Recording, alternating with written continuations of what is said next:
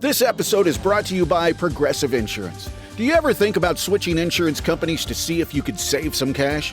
Progressive makes it easy. Just drop in some details about yourself and see if you're eligible to save money when you bundle your home and auto policies. The process only takes minutes, and it could mean hundreds more in your pocket. Visit Progressive.com after this episode to see if you could save. Progressive Casualty Insurance Company and Affiliates. Potential savings will vary. Not available in all states. This episode is brought to you by Indeed. Stop waiting around for the perfect candidate. Instead, use Indeed sponsored jobs to find the right people with the right skills fast. It's a simple way to make sure your listing is the first candidates see. According to Indeed data, sponsored jobs have 4 times more applicants than non-sponsored jobs. So go build your dream team today with Indeed. Get a $75 sponsored job credit at Indeed.com/podcast. Terms and conditions apply.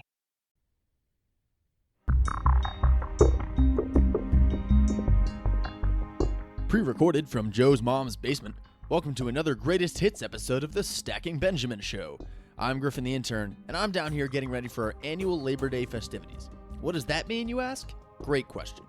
Joe's mom assigns tasks, Joe and OG hand all of them to me, and then they hit the road. OG says it's a preview of how the, quote, world really works, but I'll show them. I wrote some choice words about OG's thoughts about Joe's mom and left it next to the dryer. We'll see who gets the last laugh. Speaking of laughing, have you ever gone back and looked at elementary school photos? The day they forgot to tell you to smile, or the one where you blinked right as the camera snapped? I thought it'd be really fun to show off a hit from the way back machine at Stacking Benjamins. Let's go back over 1,000 episodes to number 158 and the top 5 key financial numbers you need to know for success. It's full of great tips, and you'll hear from some of the old crew. The evil HR lady, Suzanne Lucas makes an appearance on this episode, there's some of the old music, and more nostalgic fun. Remember that this episode aired originally way back in 2014, so you should ignore any discussion of current events. Enjoy! I'll be back tomorrow to share another Greatest Hits episode. Finturn out.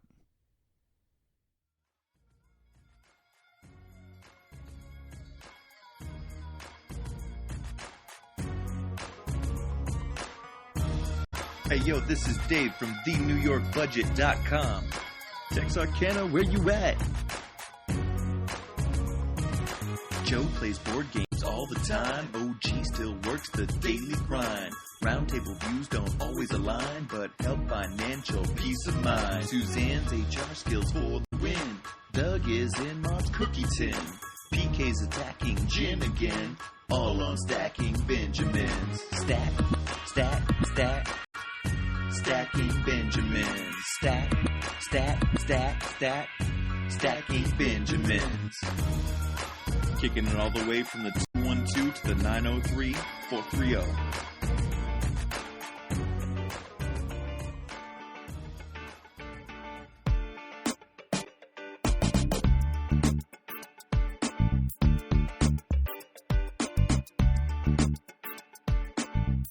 OG's restaurant mantra. Order what you want, eat what you get. Guess what you're getting today? Getting another episode of the Stacking Benjamin Show. I'm Joe Salsi, High Average Joe Money on Twitter. And on today's show, it's a top 5 episode. How long has it been since we've done one of these, huh?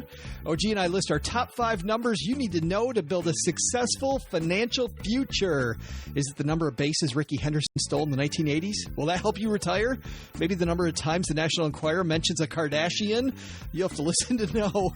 And Evil HR Ladies here. We review OG's latest Chicago PD show you can watch on Hulu and elsewhere, and more on today's Stacking Benjamin Show. And here he is, the guy who I'm sure is an honorary Kardashian, the other guy, or as we call him, OG. You're all about the Kardashians, aren't you? Well, you saw that picture that she did. Yeah, that's what I was going to say. You got a big butt, dude. I did that long before she did. You could totally do a photo shoot where you've got the glass on your butt. Have done it. Not totally could do. They've been done. So how do you think they got the idea? That is, every idea is stolen. I've been trying to get Austin Kleon on the show, the guy that wrote Steal Like an Artist. And those people were just plagiarists. They weren't even artists. They just took your idea and ran with it. Well, what do they say about there are no new ideas except things we don't know? Is that what it is? My head just exploded. Speaking of something else big, man. In business, there is no room for guesswork. Every shipment matters. Every deadline counts. And when you're trying to keep operations running smoothly, the last thing you need is uncertainty. That's why reliability is at the core of USPS Ground Advantage. From the moment your package is first scanned in, it moves through a secure nationwide network, aiding in a timely and accurate delivery. You get near real-time tracking so you can keep up with your shipments. And with affordable upfront pricing, there are no hidden fees or surprise surcharges to throw off your cost sheets. It all adds up to predictable deliveries you can depend on, because knowing your logistics are handled lets you focus on everything else, your customers, your team, and the future you're building. Visit USPS.com/Ground Advantage to start shipping with confidence. USPS Ground Advantage. We mean business. Dell PCs with Intel Inside are built for the moments you plan and the ones you don't. They're for those all-night study sessions, the moment you're working from a cafe and realize every outlet's taken, the times you're deep in your flow and can't be interrupted by an auto update. That's why Dell builds tech that adapts to you. Built with long-lasting batteries so you're not scrambling for an outlet, and built-in intelligence that makes updates around your schedule, not in the middle of it. Find technology built for the way you work at Dell.com/Dell PCs. Built for you. Let's move.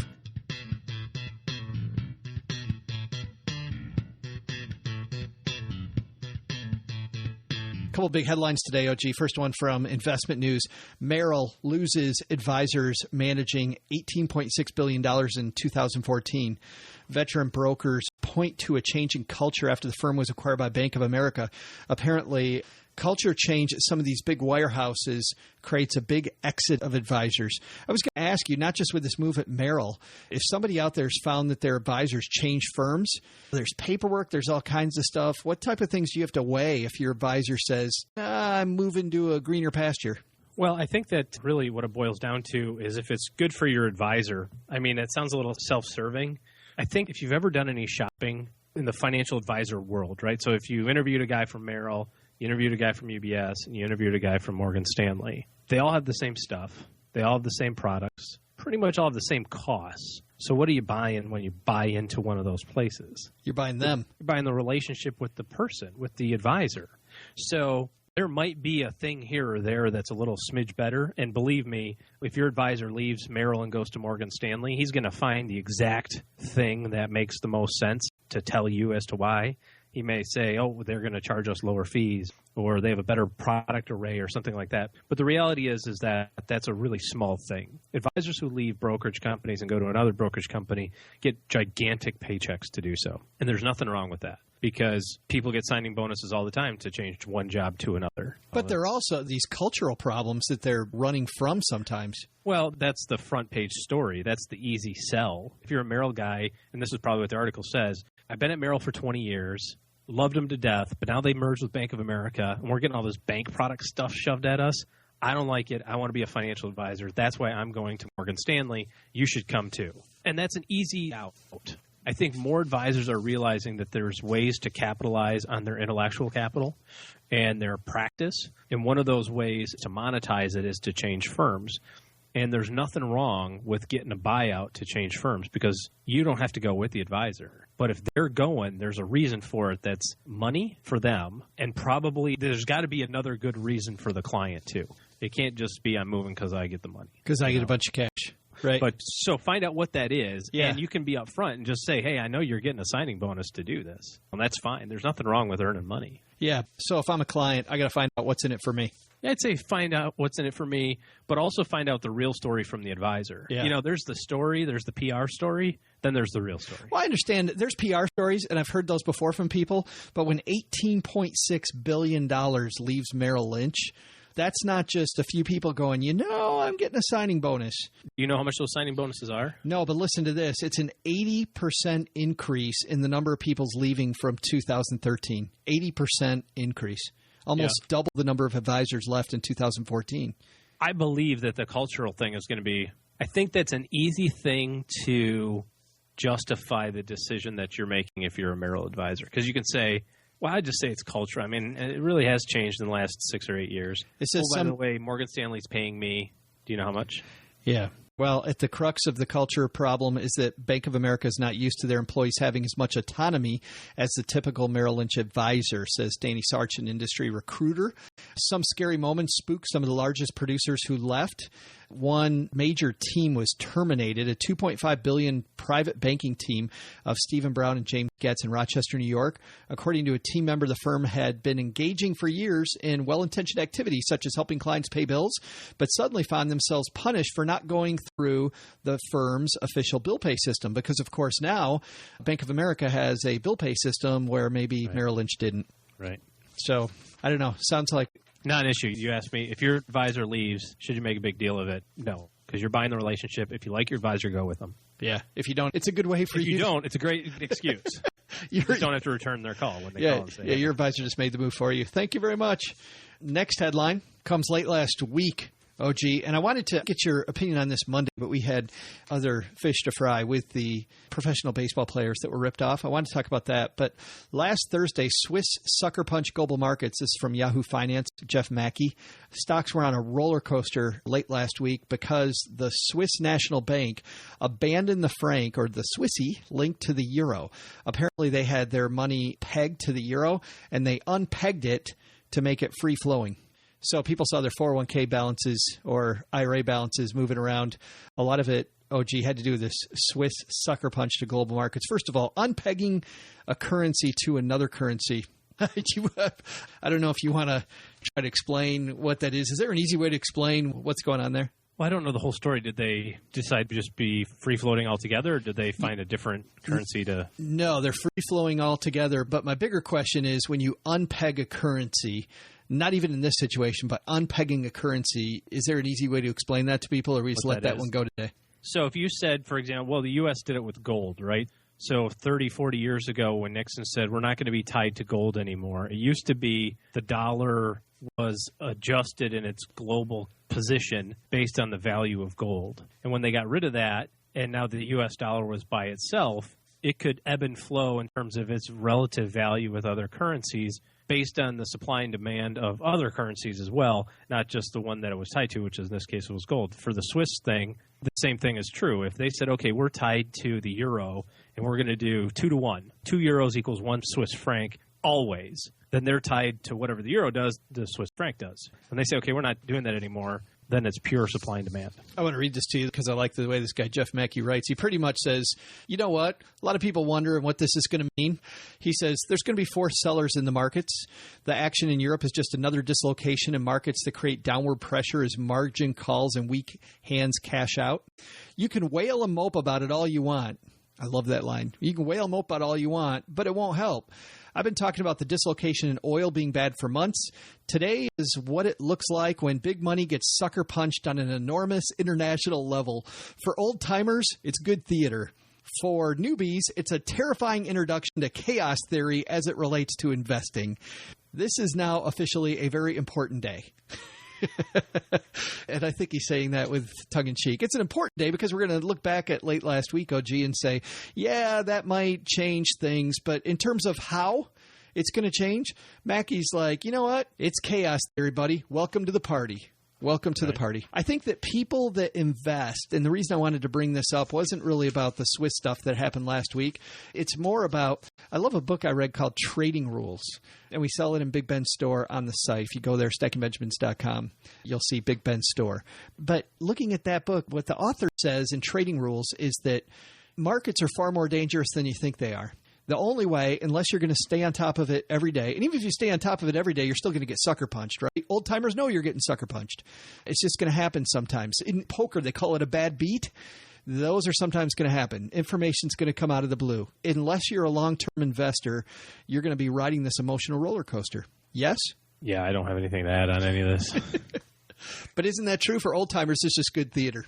I agree. That's why I couldn't believe that you even brought this up. But now I get why you brought it up. Is you brought it up to not bring it up. I brought it up because late last week... talk about not bringing it Absolutely. up. Late last week, it was all the news. CNBC talking about it. I've got it at the very first thing at Yahoo Finance end of last week. You know what?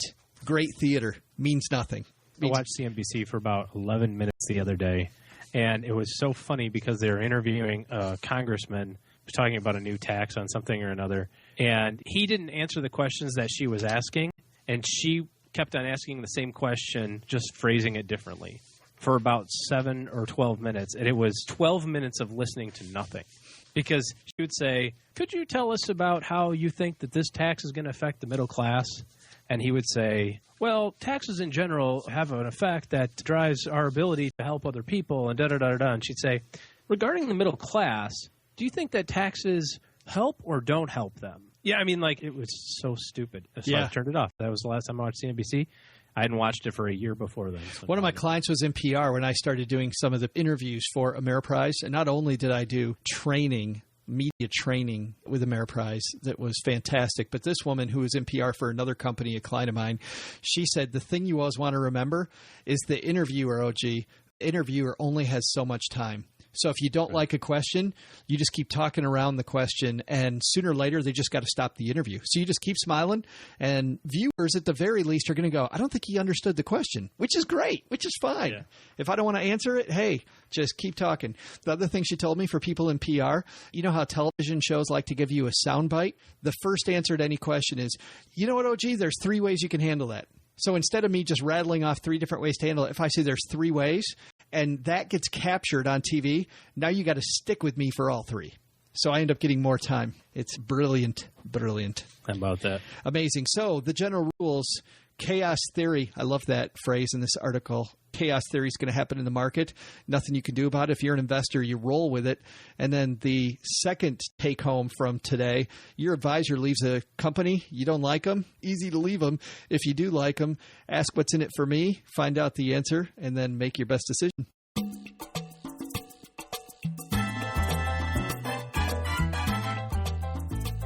It is time. The heavens have opened up to our listeners, OG. The sun rays have shone down here into the basement as we deliver a top 5 from on high. And I got to say, I got this idea from Pete Anderson at Bible Money Matters, a good friend of ours. Pete had an article on his site about a Wall Street Journal article, which was 15 metrics you need to know, 15 numbers you need to know for your overall financial plan. And I thought, man, this would be a great top 5. Like, what are the 5 numbers that people should know to be successful in financial planning? Then rank them. So not only should we list what our favorite 5 are, but we should rank them. So you got 5 ranked out? I do. All right. Let's hit it. Totally rank. It has been forever since we've had Dave Hilton back on the show. Dave Hilton, kick us off. Number 5. All right, you going first or am I going first? Me first? I'll go first. All right, hit it. So I didn't know exactly what you wanted me to do here. So I didn't know if these were like the actual numbers that you needed to know, like 911, or if they were like the theory of the number that you needed to know, you know, like the explanation. So I did both. So my number 5 is the number is 0, and that is the amount of debt you should have when you retire. Oh, well, wait a minute. I've had situations where somebody's close to retirement. They have 2 choices, pay off their debt or continue to leave their money in investments. They don't have money to do both. In that case, I'm going to keep my debt at a low interest rate and just make small payments because my investments are outpacing the debt. What say you to that? I say that in 0.01% of the population who can grasp the concept and execute cleanly on interest rate arbitrage, that's a fine, sound strategy. I think that if you're staring at retirement and you say, I can either retire today or I have to work another 3 years to pay off the house, I think you work another 3 years to pay off the house. Because it does a whole bunch of things, right? It makes you save for 3 more years, has 3 less years of distributions, all those sort of things snowball. I think you're a fool if you don't build a plan to be at 0 when you get the golden Rolex. My number 5, and I think we did take this different ways. My number 5 is you need to know your FICO score, because that number, whatever your FICO score is, it determines your ability to take on new loans, to have leverage, buy a different house. There's so many goals, unfortunately, that are tied to our FICO score. It's not higher up because, as we said on Monday's show, OG, going without your FICO score is awesome. Because if you can be all cash, who cares what your FICO score is? So yeah, your FICO score needs to be 0 or 720. Right, exactly. Exactly. Right? Like yes. 685, not a great FICO score. Not good. Yeah. 0, fine. 755, great. Anything in between, very bad. So it's not higher on this list because we want to do that. We want to get rid of the FICO score. Number 4. My number 4 is you need to know what you're worth. Your net worth. Nope. What your, Y-O-U apostrophe, oh, I'm sorry, Y-O-U-R. No, I was right. Y-O-U apostrophe R-E. What you are worth. What you are worth. And what I mean by that is you need to know what you're worth alive and what you're worth dead. And both of those things are important because if throughout your financial life you haven't accurately reflected what your value is to your family, you're probably going to be underinsured. And if something really stupid happens, like you are driving down the road in your bus and it slides off and hits a train, and now your family is left with nothing because you didn't know how much you were worth. Because you said, well, I thought that $500,000 was plenty of enough money. Sure, when you were 21 with no kids, tons. When you've got 4 kids, you're 40, you're making tons of money, you're banking a whole bunch of it, probably need a little bit more. So you need to know what you're worth. And what's funny is when you see somebody with $200,000 of life insurance and that's it, they're saying they're not worth very much. Yeah. I mean, that's what they're effectively saying is it's hard to be this blunt with people, but if you're that person, you don't care about the other people around you. Right. Either that or, in fairness, they're old enough and the people around them have enough that they don't need more. But yeah. True. But for most people listening to the show, talking about those people. We're talking about people who are exactly 40 years old with 3 kids who have, hey, I got the stuff at work. It's $250,000. How much is she going to need for crying out loud? I'm not paying for a new boyfriend. She can get remarried. I love that one. She can get remarried. She can get remarried. I'm sure she'd love to do that. Well, so I come to this bar often? Well, no, not too often. This is my first time, actually. I just got done burying my husband, but I got to find the next one because my husband just left me a small pittance of what he's actually worth. So, hey, got to keep the kids in shoes. So anyway, let's move things along. Let's go to the end. Let's go to second base as quick as possible. Yeah. Number 4 for me is your debt service ratio. I think you have to take a serious look at what percentage of your money is going to stuff you already bought, fun you already had. And I think if you break down that debt between debts like a mortgage and your car, student loan debt, breaking that debt apart and knowing what percentage of your inflow goes to outflows for debt, I think is a huge number in your financial plan. Number 3. My number 3 is your rate of return goal. Oh, yeah, baby. Yeah. Just talk dirty to me. I love talk dirty. Say it again, slower. Yeah, rate of return goal. That's fantastic. This is obviously a function of all of the other things that are going on in terms of your financial life, but having a target number from which you can average year after year portfolio return, I think is important because it kind of grounds you, makes it so that you know where you came from. So if you're looking at the stock market and you say, well, what the heck, man, the S&P is up 32%. My portfolio is only up 19. This is baloney. You can reflect on this. My rate of return goal is 7.8. So I just bought myself a couple of really crappy years by getting 20%.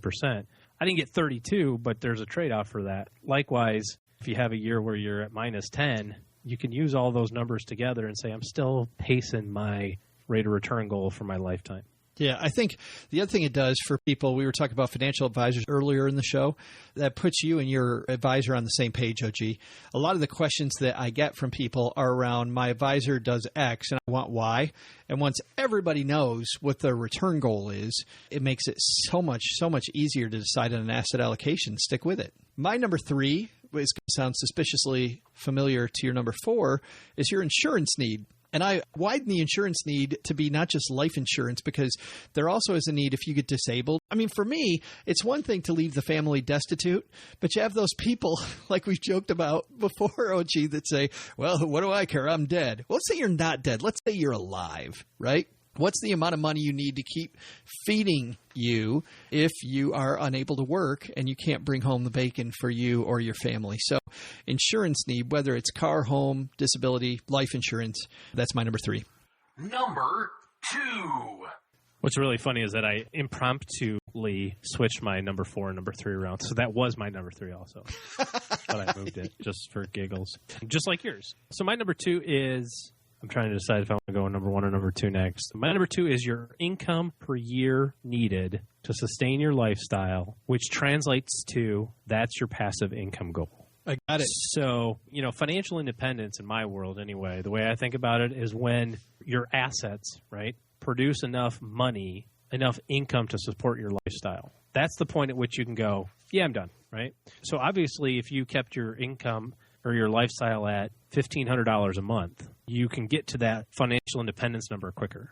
That's not terribly realistic, of course, for a lot of people, most people, I would say. But not necessarily do you need to be at like $275,000 either.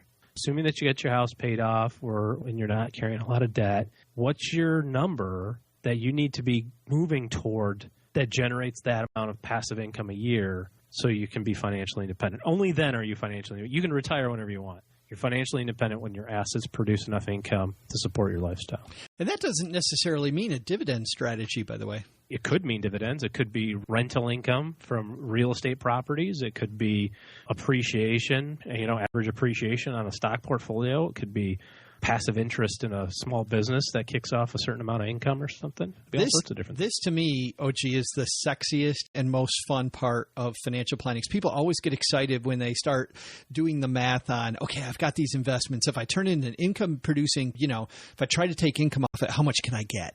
Right? And whether you want to quit your job today or if you really don't care, it doesn't matter. Everybody gets equally as excited about figuring out what that number is. Just your ability to tell people to take a hike because I have enough money without you is power. I had a client the other day that called me and said, hey, do you know how much my portfolio is worth? And I said, I've got a pretty fair guess. Why are you calling? And he said, I just wanted to let you know the other day when the market went up a whole bunch, I looked at my account and my account went up $18,000. And I said, okay, sure. Sounds like a fun day. He said, no, it just dawned on me that my money finally makes really good money on really good days, of course. He's like, I know that number ebbs and flows with the stock market. Because he's not thinking of it as $18,000. He's thinking of it as I can live on that for 6 months. Yeah, he looked at it and went, holy crap, that's more money than I make in and like you said, like 6 months or a little bit less than that for this guy. But he looked at it like, holy jeebus, my money's finally making good money, you know? And that's a really fun phone call to receive, and it's an even better experience as a client to open your brokerage account and go, that's what I'm talking about. I had a client early on in my career that I think it was my inability to explain the concept you're talking about. So on one of his accounts, we had a fairly strong position in high yield bonds, not because it was the best place for him to be, but because I taught him, OG, how to look at that big dividend coming and forget about the up and down, just watch that dividend. And as that dividend continually grew as he reinvested shares, he got more and more excited just by watching that lesson. Really, really fun. Remember my relationship with him and going through that exercise. My number 2 is a number, OG, that I'm curious if this is going to be your number 1. My number 2 is free cash flow. Because for me, free cash flow equals power. Once I know what my expenses are and I know what my income is, that produces an amount of money that who knows where it goes for a lot of people, right? How many times have you helped somebody with their financial plan and had them write down their expenses, and then they're shocked to find out that there's $1,500 a month that they have no idea where it goes? Now, we know it goes somewhere, so what we do is we just set up automatic savings and get that money. And that was so powerful to me when I was a brand new advisor to say, hey, let's start saving this $700 a month. People go, I don't think I have $700 a month. Well, your budget says you have it. Yeah. Let's just try it. Yes. You can do it for a month. If next week you've got a $700 on your Visa card, well, then we'll know we screwed it up somewhere. Yeah, initially we'll put it in a place where you can get it back. If you really need it, we can get it back. But let's see if we can flex this muscle. And how many times did people ever call you? Most of the time it worked. So free cash flow, finding out your free cash flow number, that's my number 2. Number 1. Man, I miss the days when you did a drum roll. I don't even know what you're talking about. Don't even remember those days. I don't know if anybody remembers those days. I'm sure nobody has listened to this show that long. Your big number 1, man. My big number 1 is you have to know, this kind of goes with the income from number 2. So you got to know what your income is, but you also have to know what the big number is. What is the total number you need after you factor in inflation, you factor in the length of time between now and retirement and all that sort of stuff? What's the pie in the sky number? And sometimes you look at that number and you go, there ain't no way I can get there. There's no way I can get to 3.7 million. There's no way I can get to 1.4 million or whatever. It doesn't matter. If that number sticks in your head long enough, just like any of those, if you've done any goal process workshops before with anybody, Tony Robbins, any coach will tell you that the more you commit what you're searching for to your soul, the more it shows up in your life. We're in the process of thinking about buying a house. And every 5 seconds, I think about a house. And guess what shows up in my email boxes? House stuff. And where do I shop? I go to the house stores and look at all the stuff at the decorations and new couches, and all of my life is centered around house, because that's what's in my soul right now. And if you focus your whole life, if you figured out the number 3.8 million and that gets emblazoned into your soul, it will happen. It will happen because that's all you'll think about is, I need to be working on the goal. I need to be working on the goal. I need to be working on the goal. And one day you'll get it and you'll go, I never thought that was possible. The funny thing is it's easier to get than you think it is, because my number one is you got to know what your savings need is. Same thing. High five.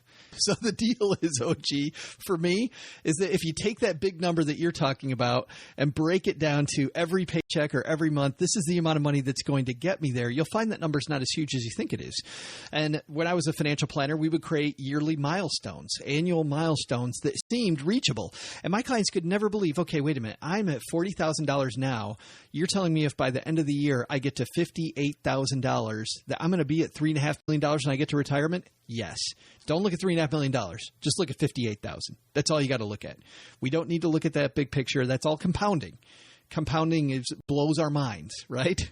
So instead, just look at the smaller number. Eat the elephant one bite at a time. Small plug, if I may. One of the things that I've got cooking, and you and I haven't talked about this yet, but one of the things I've got cooking for our classes is this really cool 7-step, how do I figure out what all that number is and where all the variables go? And it's something you can do with a piece of paper and a pencil. You need a calculator for a couple of pieces, but it's really quite simple to kind of whittle that down into, boom, that's the number, and have it be a number that is realistic. Not that 3.8 million isn't realistic, but realistic in the terms of it's every bit as good as any $75,000 calculation will come up for you. You can do with a piece of paper and a pencil in 10 minutes. There's some people out there share that with everybody. Well, gee, there's some people out there that might be thinking, you know what? I hear this all the time, but I really don't need that number. I just need to save.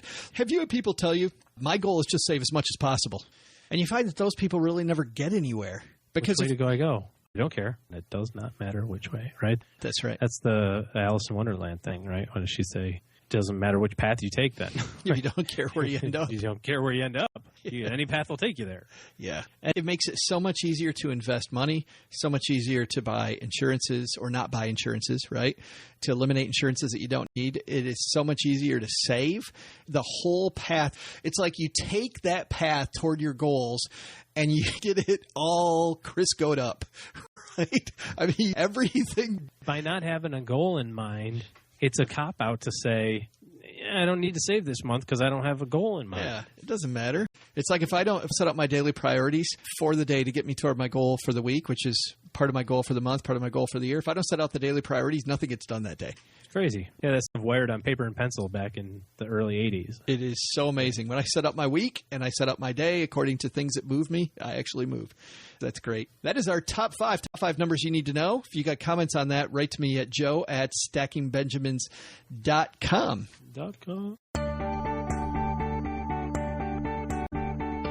Hey fans, Joe's mom's neighbor Doug here, and I know by now you've heard about these two guys and their Stacking 101 Benjamins class, and you thought, maybe that's the class I should take to start making some bucks. But today, I, Joe's mom's neighbor Doug, am going to teach you a better way. Through trivia. Now, what activity generates more revenue than movies, recorded music, theme parks, cruise ships, and spectator sports combined? I'll have the answer after I make a spectator sport out of cleaning Joe's mom's gutters. Oh, stop thinking that was an innuendo for something. You people are sick.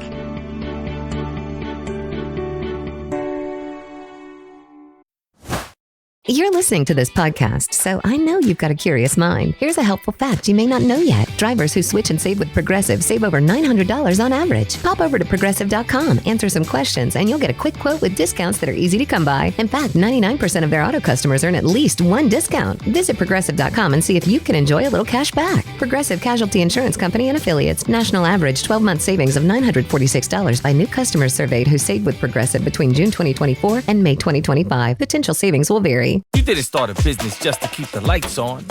You're here to sell more today than yesterday. You're here to win.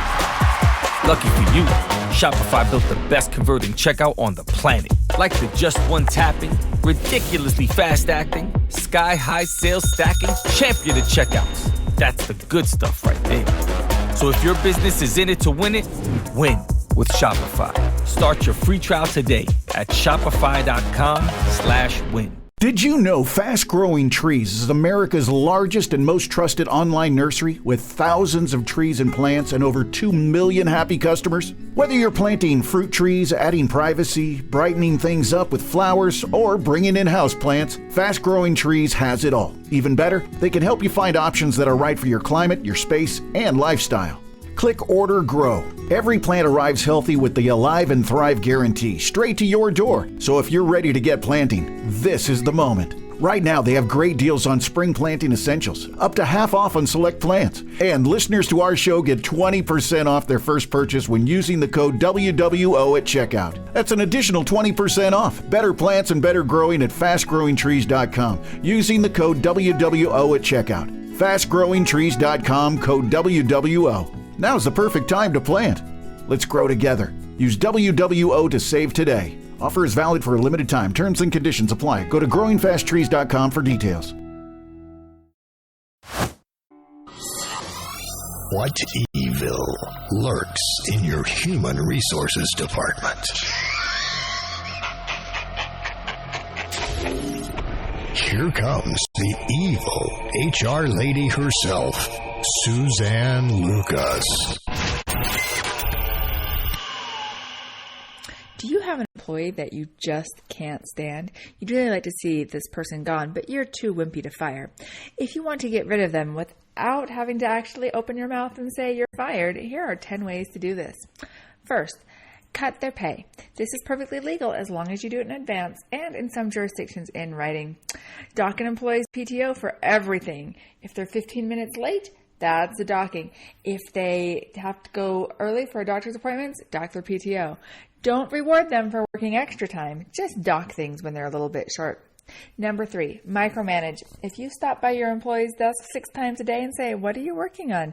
this is guaranteed to drive them straight to LinkedIn and hopefully into the arms of a new manager. Number 4, give contradictory instructions. Never be clear on what thing you actually have as your top priority. Keep mixing it up. Number 5, ignore the office bullies. Just close your office door and let the bully wreak havoc upon your office. This is guaranteed to drive out not only your targeted employee, but everybody else as well.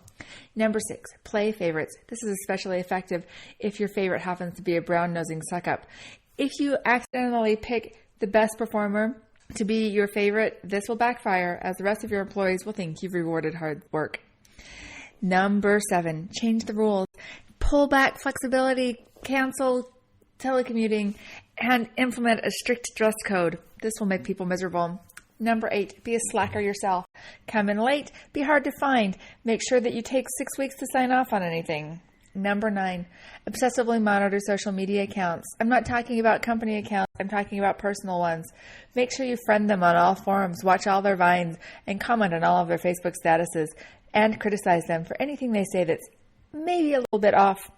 Number 10, demand success in areas that the employee wasn't trained for. Throw them into the deep end and then yell at them and say, "Why are you drowning?" Now, on the other hand, if you don't want your employees to leave and hate you, why are you doing any of these things? These are common management tactics that bad managers use. If you're using any of them, stop right now. You have just outed yourself as a bad manager. Instead, work with your employees, be honest, and if there's an employee you really want to see out of there, go ahead and fire them. If you need help figuring out how to fire or reward your employees, check out my blog at www.evilhrlady.org or follow me on Twitter at RealEvilHRLady. I'm Suzanne Lucas.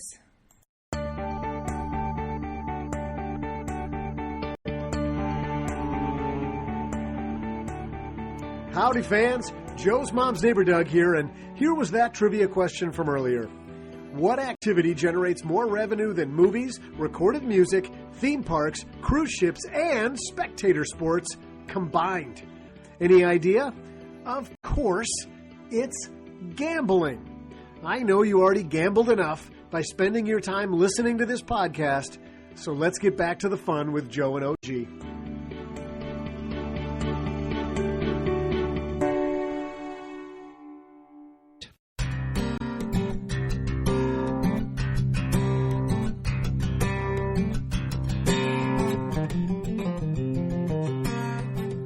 It always feels so good to see people review our show, and I want to thank everyone who's taken time to do that. Reviews equal new listeners. Today, as I read this, we are number 17 on the iTunes chart. In the investing subcategory, we're number 86. In the business category overall, we're moving up steadily. You see us up there sometimes, but it seems like now every day we are up there, and that's because of the good people that listen to the show. I just love the emails I get from you guys, and I love reading these.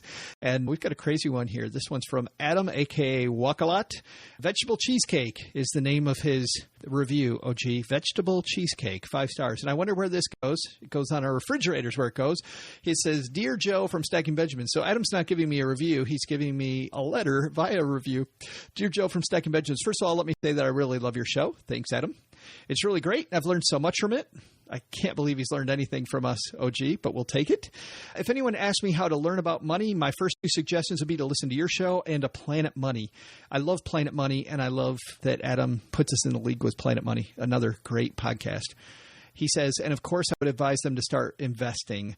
Let me also mention something that bothers me a little. I get tired of your self-deprecating humor. For example, when you were having your competition with Listen Money Matters, you were always talking about how you were bad at trash talking, but a careful listener would know that you're just afraid of trash talking too much. So you say you're bad at it. Somebody's on to us. All right, through you. Yes, well, like an open window. I do have to say this, Adam, is that I love Sun Tzu, The Art of War. And there is a lot of truth in this 3,000-year-old tome when it comes to business. And one is the best battle is the one that's never fought.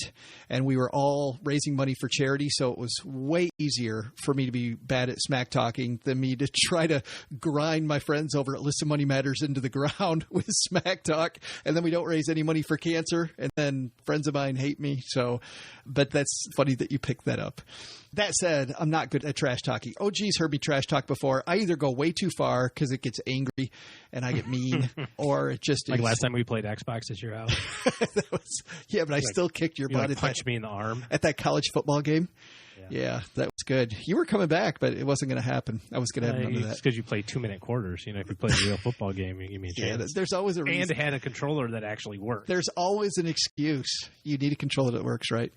You always say, he also says this, he says, you also say that you're bad at transitions, which may be true, but that's okay. Just do the bad transitions. I personally don't care, but I don't like you to always say that you're bad at transitions. Anyway, that's my one complaint. Don't take it too hard. I really love the show. I'm not taking it hard, and I doubt that anybody around me here at the basement, Adam, is going to let me off the hook about bad translation, because it's gotten to the point that I don't bring up the transitions. They do. Everybody else brings up we had Graham on Friday, Graham Clark on, and the first thing he says in the interview, he's like, I can't wait to hear your bad transitions. So anyway, he says, oh yeah, OG's great too at the end of that. Please let him know. I'm doing it right now, Adam. Best regards, Adam, a.k.a. Walk a Lot. Thanks for the review, Adam, and thanks for the critique of the show. I appreciate it. That's going on Mom's refrigerator upstairs. If you've got a review, wherever you listen, here on iTunes, Stitcher, wherever, we will find it. We'll read it on the air. Thank you.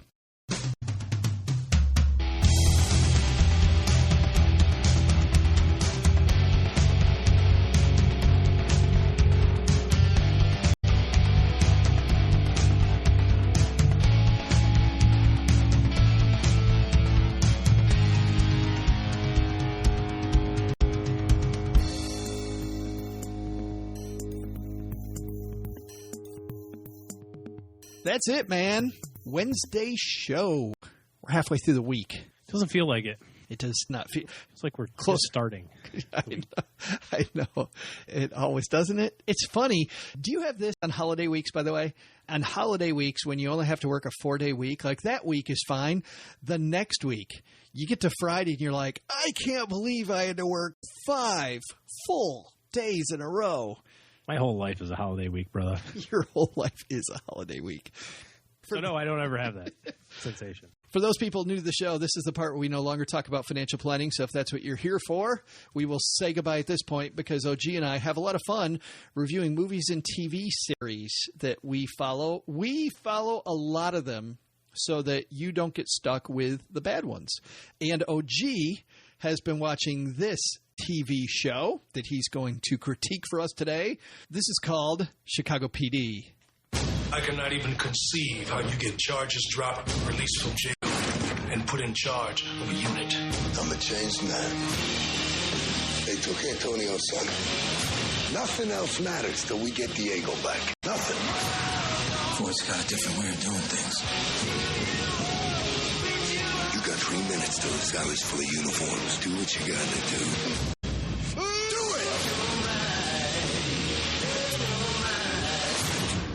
Looks like somebody on NBC is a naughty cop. Yeah, you're led to believe that. So let me back up. Chicago PD also follows closely with Chicago Fire. It also is a crossover sometimes with Law and Order and all the various Law and Order type of variations that they have. In fact, recently they did a Law and Order, Chicago Fire, and Chicago PD event where you had to watch each episode of each show to follow along, and everybody was on each of those shows. Dick Wolf is the guy who is the executive producer of the show. Yes, same guy. So it's the same type of stuff. I happen to like it. Law and Order's been on a very long time. Yeah. So I've caught bits and pieces of that over the years. This show follows a special investigation unit that's headed by a guy who's got quite the checkered past. And you find out midway through the first season that he's been under suspicion by the internal affairs for the police department. And you see a couple scenes where he's taking some money, taking some bribes from people and stuff like that, and you don't know what side he's kind of on. That gets revealed later in the second season, I think, which is what they're airing now. I binge watch this show, so I don't watch it at all, and then I'll watch 6 episodes in a row.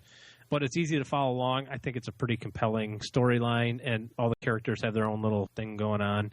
I like it. I like the show a lot, and it's fun to burn a Saturday by just hitting play on Hulu or something like that and just get through the whole season. So I've got 2 series that I'm watching. I'm still watching Community, and I have to tell you, OG, the more I watch it, the better it gets. Last time I reviewed it, I said, I'm kind of into it, kind of not. I am way into this show.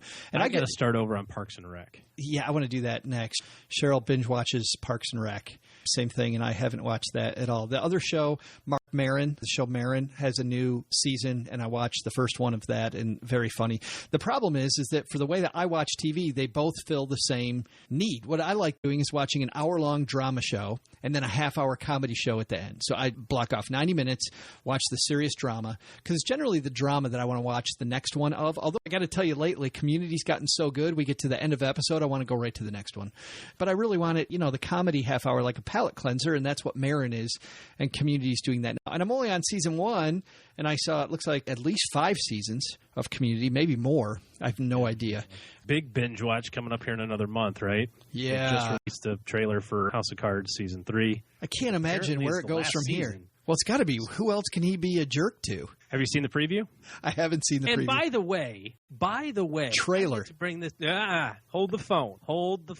Uh-oh. Andrew's getting a little smack talk back here. I was about to tweet this, and then I remembered I don't have a Twitter account, so yes, I can't tweet this. I got to give people the backstory before you say this. You know where this is going. You called it a preview, and maybe I did too. Our listener, Andrew, on our Facebook page, facebook.com/iStackBenjamins, wrote in and said, tell OG that it's a trailer, not a preview, and there's a difference, and get it right. I mean, I think he was being funny, but Allow still. me to retort. So the other day, one of the things that I do to pay attention to what's coming up in movies is I'll open up Apple TV, and they've got the trailer app, right? I don't know if you have Apple TV, but you can get it on your iPad or iPhone too. Yeah. And it sorts by all the upcoming weeks. Here's all the movies that are coming out each week. Next time you watch a preview of a movie at the theater anywhere, that green screen that comes up and it says the following preview. Bam! That just happened. It doesn't say the following trailer, Andrew. It does not say the following trailer. It says the following preview has been approved for all audiences by the Motion Picture Association of America. The following preview. Preview. Preview. So, Andrew, I don't want to exactly tell you where to take your comment. More specifically, I'm not going to tell you where to put it. But you can imagine where you might want to shove your Facebook comment. That is right so in your preview. That's right in your preview. Yeah. Right in his trailer. I'm just kidding. I did see that. I tried to call you because I saw that, and I was going to text you a picture of it, and you would have gotten it right away. I'm sure you were so excited. I've known you long enough to know you were like way excited. I was like, they're going down. Let's go to the basement right now, record an episode. I know I'm right. Hey, I got a lot of I'm right to the point of a fault. That's what I've been told. Well, when you're perfect, it's very easy to point out the fallacies, the bad things other people do. I got to say, when you're batting 1,000 and somebody calls that a strike, you better make sure that's a strike before you kind of succumb to it. So. Got to say a lot of thank yous. First thank you is to Suzanne Lucas, the Evil HR Lady. Check out her site, by the way, evilhrlady.org. A lot of fun letters from people who work in the trenches to her. And she always has creative letters, OG, and very creative answers to her letters. I like her way of thinking. Also, thank you to Doug for the trivia. Thanks to Adam for the awesome review. Thanks to you for listening, everyone. We'll see everybody back here on Friday for the Short Stack. Show so good. It's our short show every Friday. Show so good that Mom wanted us to give it a little special show all its own. And then, OG, we'll see you back here on Monday, stacking more Benjamins. Sounds good.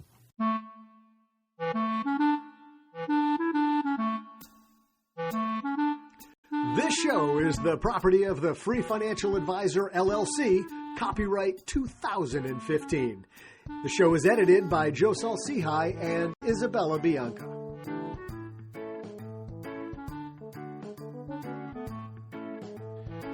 Special thanks to Joe's mom for reminding the Evil HR Lady that it's not nice to snicker about certain people's baby blue awesome tuxedos.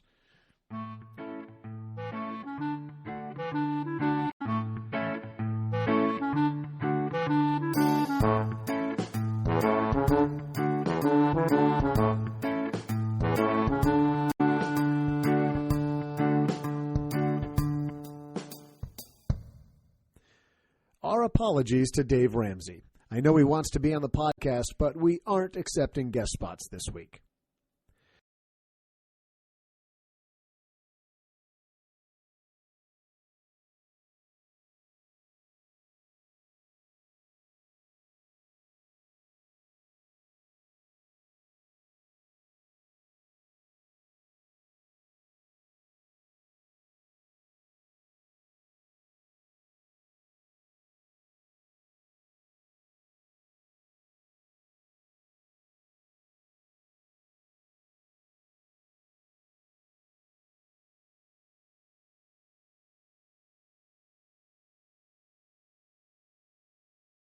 Welcome to the after show.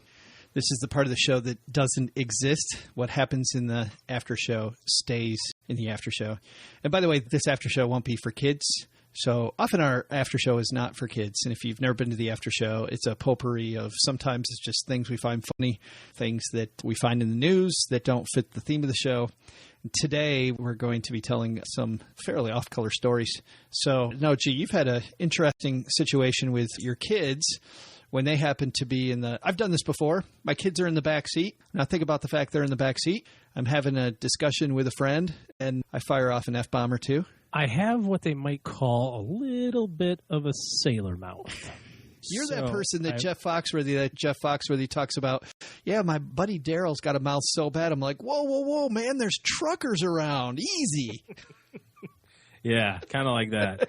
So I'm on the phone with another foul-mouthed young man, and we're having a conversation. And so you just forgot where you were. So, yeah, we've all had those, right, where you're just kind of in with your buddy on the phone and just kind of space out.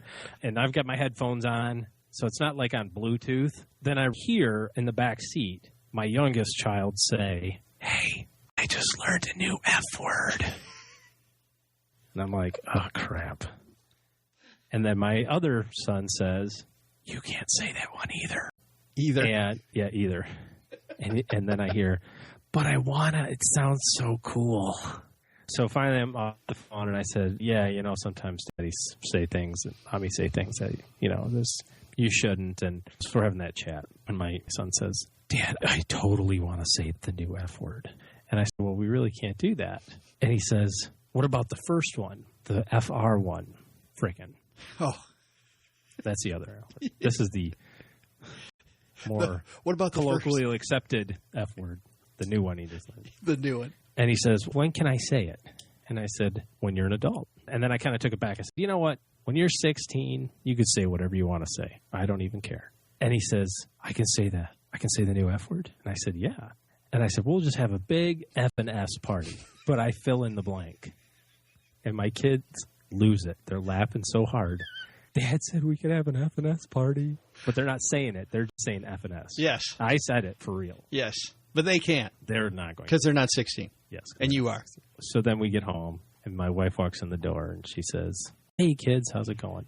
Dad said we could have an F&S party when we turn 16. She goes, oh, that's nice. What's an F&S party? So, anyway, she wonders, needless to say, I got a little talking to.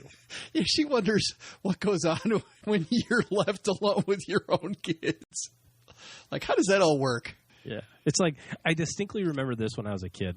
We lived in Florida, and my dad traveled for work a lot. And for this particular time, my dad was home. And he's reading us a story, a book. And I was young. I was probably no more than 4 or 5, and I had a younger brother. And I think he was reading either Hansel and Gretel or Little Red Riding Hood. I think it was Little Red Riding Hood. And he is reading the part of the wolf eats Little Red Riding Hood, I guess. And as he's saying that, my mom was walking in from wherever she was. And she's like, oh, my God, you can't say that. You have to change the story. And my dad looks up, just totally dumbfounded, and holds the book up and says, it's not what it says here. And that so totally struck me as I was having this discussion with my wife about the F&S party. And that, like, you know, I asked when they could say it. I told them, you know, hey, you can say it when you're 16. You know, I just kind of went down Main Street with them. You know, hey, the wolf eats Little Red Riding Hood, I guess. I don't know. That's what it says here in the book. The wolf eats a grandma. Oh, wolf eats grandma. Yeah. Okay, yeah. See, yeah, definitely that wouldn't have flown at my house. So anyway, sometimes I don't have my thinking cap on. I think that's funny how you equate wolf eating grandma and your mom not approving of that to your wife not approving of an F&S party. It seems to be me a real party involving those things. It's just we get to say them. No. That's a party where we get to say. No, I get it, but it seems like there's a degree there. And grandma in a fairy tale, grandma being eaten by a wolf is like here, and my hands are very low. And then the F&S party is way up here. You know. Yeah, maybe. I don't know. So that's what makes me Father of the Year. It's not knowing the difference. And that's why OG, the real reason OG is anonymous on the show, so he doesn't get involved with Child Protective Services. Again, right. All right, everybody. Have a great week.